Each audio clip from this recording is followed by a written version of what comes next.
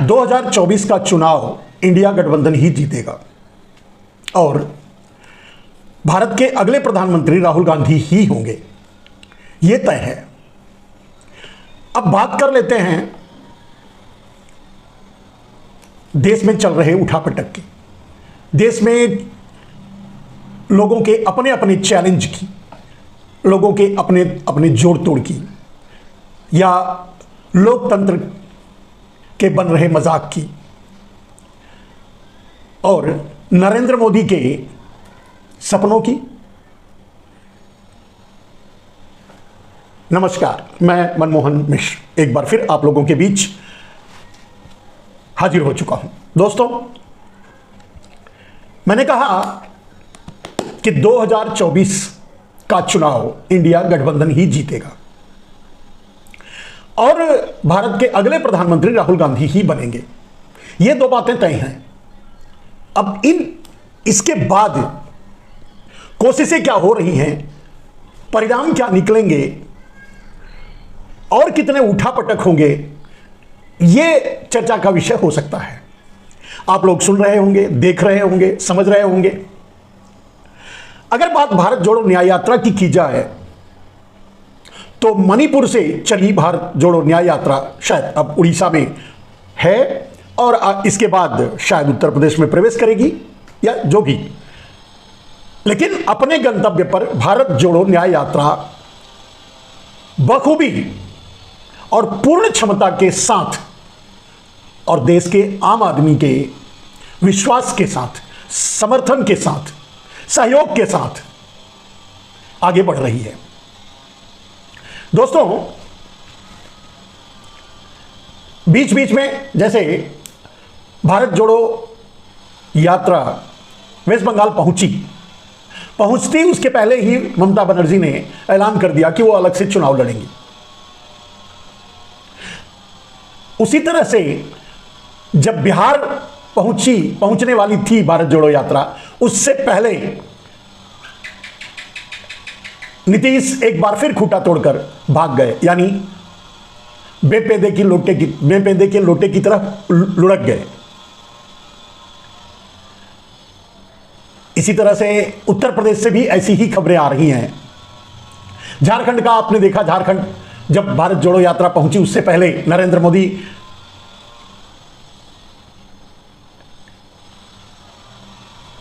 हेमंत सोरेन को गिरफ्तार कर चुके थे, जेल भेज चुके थे। फिर भी वो मंसूबे, उनके मंसूबे पूरे नहीं हुए, वहां की सरकार गिर नहीं पाई, फिर से बन गई। भले ही मुख्यमंत्री चंपई सोरेन बने। इसी तरह से उत्तर प्रदेश पहुंचने से पहले भी उसी तरह के उठापटक दिखाई दे रहे हैं, खेल दिखाई दे रहे हैं। जयंत चौधरी बीजेपी के खेमे में जाते हुए दिख रहे हैं। मायावती, आप जानते हैं उनकी क्या ओपिनियन है। अखिलेश यादव पसोपेश में हैं।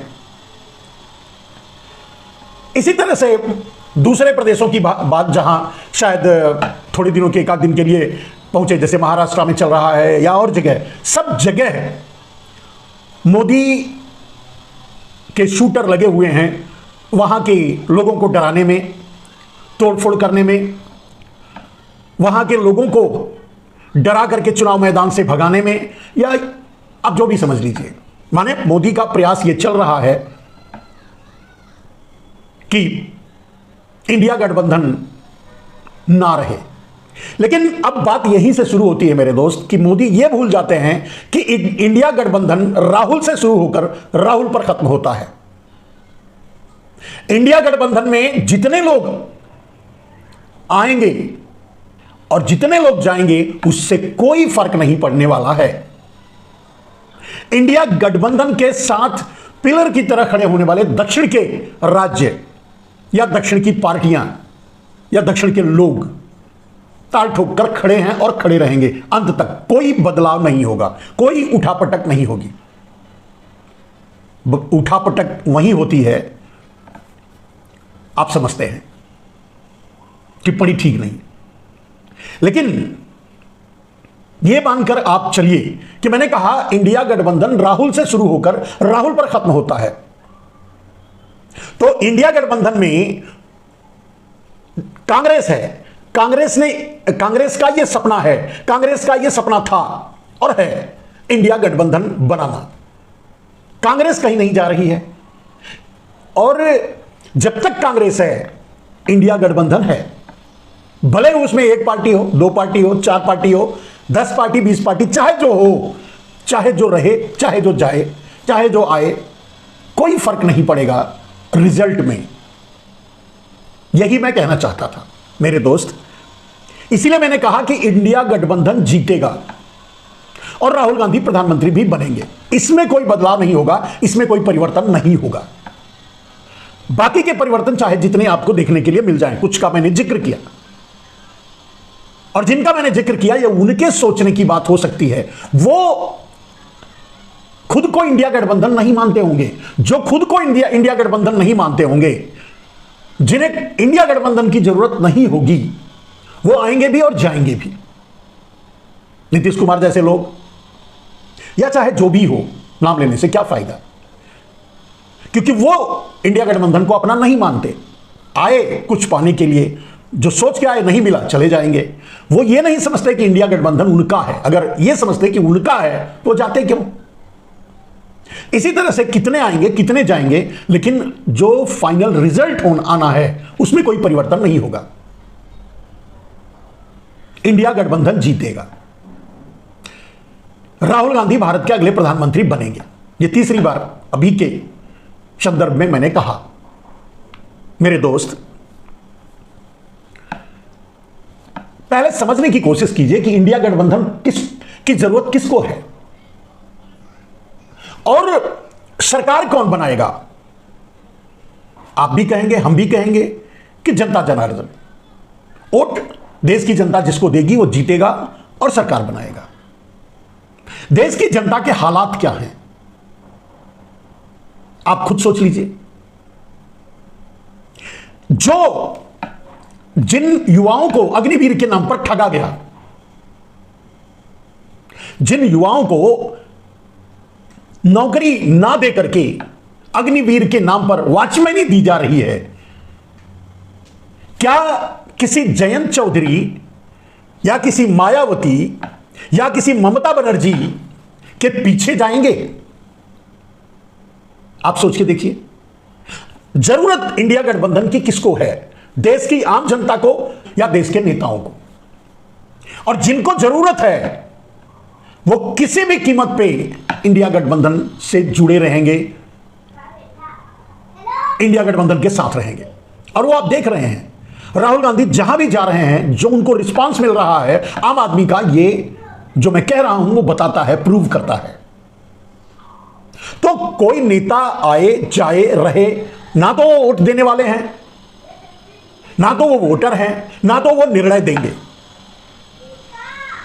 इंडिया गठबंधन देश की जरूरत है, राहुल गांधी देश की जरूरत है। और उस जरूरत को जो महसूस कर रहा है देश का आम आदमी, जब वो ताल ठोक कर खड़ा रहेगा तो कोई चौधरी, कोई जो भी हो, कोई आए या कोई जाए, क्या फर्क पड़ता है। वहां महाराष्ट्र में लोग अनुमान लगा रहे हैं कि उद्धव ठाकरे का भी मन बदल रहा है।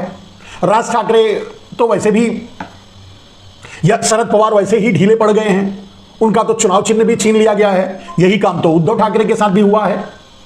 लेकिन ये नेता जो ये सोच रहे हैं कि वो इंडिया गठबंधन में है तो इंडिया गठबंधन है, अगर वो इंडिया गठबंधन में नहीं है, अगर वो मोदी के साथ जाते हैं तो लोग मोदी के, मतलब उनके साथ मोदी के पास चले जाएंगे। वो नेता मोदी के पास जा सकते हैं। जो लोग, मैंने कहा, चलिए, गरीबी से जूझता एक एक इंसान, किसी ठाकरे, किसी पवार या किसी चौधरी या किसी मायावती के पीछे पीछे खेमा बदलेंगे? नहीं ना। देश के आम आदमी को पता चल चुका है। जैसे उदाहरण के लिए 80 करोड़ देश की जनता जो आज हाथ में कटोरा लेकर भीख की लाइन में खड़ी है 5 किलो अनाज के लिए, वो बदलाव चाहती है। वो अब मोदी पर भरोसा करने के लिए तैयार नहीं है। वो अब जान चुकी है कि नरेंद्र मोदी ने देश को लूटकर अडानी को दिया, इसके लिए उनके हाथों में कटोरा आ गया। तो ये किसी चौधरी, पवार या ठाकरे के, ये जनता इनके साथ जाएगी किसी और जगह। इंडिया गठबंधन का समर्थन, जो आवाज उठी थी, वो देश की आम आदमी से उठी थी। राहुल गांधी ने, कांग्रेस ने इंडिया गठबंधन का जो प्रारूप बनाया, वो देश की आम आवाज को देखते हुए बनाया था, पूरे समर्पण के साथ। इसलिए चाहे जितने परिवर्तन हो जाएं, चाहे जितने लोग आएं और चाहे जितने लोग चले जाएं, मैंने पहले भी कहा कि दक्षिण की पार्टियां और दक्षिण के लोग कभी नहीं बदलेंगे। असल में मैं जो अक्सर ये बातें कहता हूं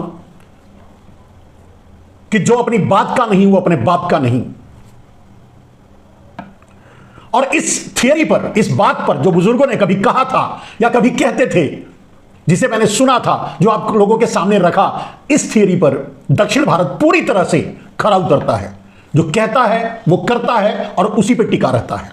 और ये महसूस कर रहा हूं, ये महसूस किया जा रहा है। चाहे और कहीं कितने ही बदलाव हो जाएं, आज कुछ और कल कुछ, ये दक्षिण में देखने को नहीं मिलता। अब रह गई बात, जिनमें यह बात है, जो आज सोच रहे हैं या जो सामने से आप जिनको देख रहे हैं कि आज कहीं तो कल कहीं तो परसों कहीं तो नरसों कहीं, वो अपने बारे में सोचें या वो अपने बारे में ही सोच रहे हैं। लेकिन वो ये भूल रहे हैं कि जिस इंडिया गठबंधन की जरूरत देश को है, उनके विचारों को रौंदते हुए वो जहां भी जाएंगे उनके पीछे पीछे लोग जाएंगे। ये कैसे हो सकता है? बात फिर वहीं से शुरू करते हैं मेरे दोस्त। आत्महत्या करता हुआ किसान, अपने उपज को लेकर भटकता हुआ किसान, या जिसे दिखाई दे रहा है सामने एक पूरे चलचित्र की तरह कि कैसे अडानी अपने मंसूबे में धीरे धीरे कामयाब हो रहा है, कैसे अडानी देश की पूरी जमीनों पर कब्जा कर रहा है, कैसे अडानी देश की पूरी स्वतंत्रता और पूरी स्वतंत्रता के लिए खतरा बन चुका है। ये आम आदमी, आम किसान देख रहा है। वो कैसे इंडिया गठबंधन को छोड़कर किसी और के बारे में सोचेगा? उसी तरह से मैंने कहा कि जिनको नौकरी के बहाने अग्निवीर रूपी वॉचमैन बना दिया गया, वो कहां जाएंगे? उन्हें इंडिया गठबंधन की जरूरत है, वो इंडिया गठबंधन नहीं छोड़ेंगे। गरीबी, बदहाली, अपनी उपज को लेकर दर दर भटकते किसान, आत्महत्या करते किसान कभी इंडिया गठबंधन नहीं छोड़ेंगे। वो इंडिया गठबंधन के साथ खड़े हैं और वो दिखाई दे रहा है राहुल गांधी की यात्रा में। आम आदमी दर दर भटकता नौकरी के लिए, यहां तक कि आम आदमी, युवा, बेरोजगार युवा आज अपनी जान हथेली पर डाल करके, अपनी जान जोखिम में डाल करके इजराइल में जाकर नौकरी करने के लिए तैयार हैं। देश के में रोजगार की यह हालत है। अब वो रोजगार के भटकते लोग या रोजगार के लिए युद्ध क्षेत्र में जाने के लिए तैयार लोग या उनका परिवार इंडिया गठबंधन का कभी साथ छोड़ेगा? वो बुजुर्ग, वो नौकरी पेशा लोग जिनकी पेंशन छीन ले गई, वो या उनका परिवार कभी इंडिया गठबंधन का साथ छोड़ेगा? राहुल गांधी ने यह भी कहा है, पुरानी पेंशन वगैरह के बारे में तो पहले ही बोल चुके हैं। उन्होंने कहा कि अग्निवीर, अगर कांग्रेस की सरकार बनी तो अग्निवीर योजना वापस ले ली जाएगी। परमानेंट और प्रॉपर नौकरी जो सेना में दी जाती थी उसे बहाल की जाएगी। महंगाई से जूझता आम आदमी, 100 रुपए के ऊपर पेट्रोल और डीजल खरीदता आम आदमी इंडिया गठबंधन छोड़ के जाएगा? नरेंद्र मोदी संसद में या बाहर जहां भी चैलेंज कर रहे हैं कि वो 400 पार करेंगे गठबंधन के साथ, और 370 तो आएगा ही आएगा। भारतीय जनता पार्टी का अपना अकेली बहुमत, इतना तो जीत ही लेंगे, यह नरेंद्र मोदी कह रहे हैं। वो कह सकते हैं अगर चुनाव की प्रक्रिया चंडीगढ़ के मेयर जैसी होगी तो फिर एक भी सीट किसी के हाथ में नहीं आएगी, पूरी की पूरी सीट अकेले भारतीय जनता पार्टी ही जीतेगी। बात ही खत्म हो गई चुनाव की, चैलेंज करने की क्या जरूरत है। मोदी को अपने आप को प्रधानमंत्री डिक्लेयर कर देना चाहिए पहले से ही, और वैसे भी संसद में खड़े होकर कहते हैं कि तीसरा कार्यकाल, मोदी जी यह तीसरा कार्यकाल आपका देश तय करेगा। यह तीसरा कार्यकाल हाथ में कटोरा लिया हुआ 80 करोड़ इंसान तय करेगा। यह आपका तीसरा कार्यकाल सड़कों पर भटकता हुआ नौजवान करेगा जो नौकरी के लिए सड़कों पर भटक रहा है। आपका तीसरा कार्यकाल वो किसान करेगा जो मजबूरन आत्महत्या कर रहा है। आपका तीसरा कार्यकाल वो तय करेगा जो किसान 13 महीने दिल्ली की सड़कों पर बैठकर ठगा गया है, आपने उसे भी धोखा दिया है। आपका तीसरा कार्यकाल बिना सांसों के मरता हुआ परिवार करेगा। आपका तीसरा कार्यकाल सड़कों पर भटकता, हजारों किलोमीटर चलता या फिर चलते चलते मर जाता वो इंसान करेगा या उसका परिवार करेगा। आपका तीसरा कार्यकाल आप नहीं तय करेंगे। हां, आपका दम और आपकी आवाज जो कह रही है वो चंडीगढ़ में दिखाई दे रही है, चंडीगढ़ के मेयर के चुनाव में साफ दिखाई दी, या फिर ईवीएम के चुनाव से साफ दिख रहा है। राजस्थान, मध्य प्रदेश और छत्तीसगढ़ के चुनाव में ईवीएम के जरिए लूट करके आपने जो चुनाव जीता, आपका वो आत्मविश्वास कह रहा है, आपके अंदर बैठा हुआ चोर कह रहा है। आप जो जिस ठगी के जरिए चुनाव जीतते हैं वो आपका कॉन्फिडेंस कह रहा है, वरना तो आप 400 क्या 40 सीट भी नहीं जीत पाएंगे। वैसे भी आप ये हिम्मत दिखाएं ना दिखाएं, ये देश ईवीएम के चुनाव का बहिष्कार करेगा अगर चुनाव आयोग नहीं मानेगा तो। देश की सारे आपको छोड़कर, आपके लोगों को छोड़कर, दलालों और गद्दारों को छोड़कर कोई चुनाव नहीं लड़ेगा ईवीएम से, यह आपको सामने देखने को मिलेगा। लोग लड़ रहे हैं, लोग सड़कों पर आ रहे हैं, आप भले ही संसद में मुस्कुरा रहे हैं, पर -10 डिग्री सेंटीग्रेड में भी लद्दाख के लोग सड़कों पर चिल्ला रहे हैं, आवाज लगा रहे हैं, और उसी अडानी के खिलाफ आवाज लगा रहे हैं जिसके प्रेम में आप पागल हैं, जिसके प्रेम में आप इंडिया की आजादी को कुर्बान करने के लिए तैयार बैठे हैं। तो मेरे दोस्त, उद्धव ठाकरे हों, राज ठाकरे हों, शरद पवार हों, अखिलेश यादव जी हों, मायावती बहन हो, जैन चौधरी हो, या न जाने कितने टोपी वाले, बिना टोपी वाले नेता हों, सबको यह समझ लेना चाहिए, मैं बहन मायावती और ममता बनर्जी सहित यह बात कह रहा हूं कि यह चुनाव आपके भविष्य को तय करेगा। यह चुनाव 2024 का चुनाव यह तय करेगा कि आप जेल में रहेंगे या बाहर रहेंगे। अगर दुर्भाग्य से नरेंद्र मोदी प्रधानमंत्री बने तो आप भूल जाइए, आपको तो जेल में ही रहना होगा, आप जैसों को, न जाने कितनों को। लेकिन एक बात और याद रखिए, जो आज नरेंद्र मोदी के सामने ताल ठोक कर खड़े हैं लड़ने के लिए, उनका न आज भारतीय जनता पार्टी और नरेंद्र मोदी बाल उखाड़ पा रहे हैं और न कल उखाड़ पाएंगे, यह नोट कर लीजिए। इन बातों से आप यह मानकर चलिए, यह समझ लीजिए कि लड़ोगे, नरेंद्र मोदी के खिलाफ लड़ोगे, गुजरात लॉबी के खिलाफ लड़ोगे, गुजराती माफियाओं के खिलाफ लड़ोगे, कुछ गुजराती माफियाओं के खिलाफ लड़ोगे तो बचे रहोगे, वीर कहलाओगे, क्रांतिकारी कहलाओगे। बीच में खड़े रहोगे तो जेल जाओगे। और अगर पहले से ही पलटी मारकर बीजेपी में चले गए तब तो फिर कुत्तागिरी करो, वहां तलवे चाटो, पूछ हिलाऊ राजनीति करो। वहां के लोगों का क्या हाल है वो सोचकर आप भी जाओ और देख लो, ले लो क्या वहां रखा है, वहां के अपने लोगों को क्या मिल रहा है। इससे अंदाजा लगा सकते हो कि आपको क्या मिलेगा। तो भविष्य देश का नहीं, आप अपने भविष्य के बारे में सोचिए। देश अपने भविष्य को तय कर चुका है। देश अपने भविष्य को संभाल लेगा, सुधार लेगा। नेता तुम नहीं तो दूसरा खड़ा कर लेगा। जनता सब जानती है और जनता चाहेगी।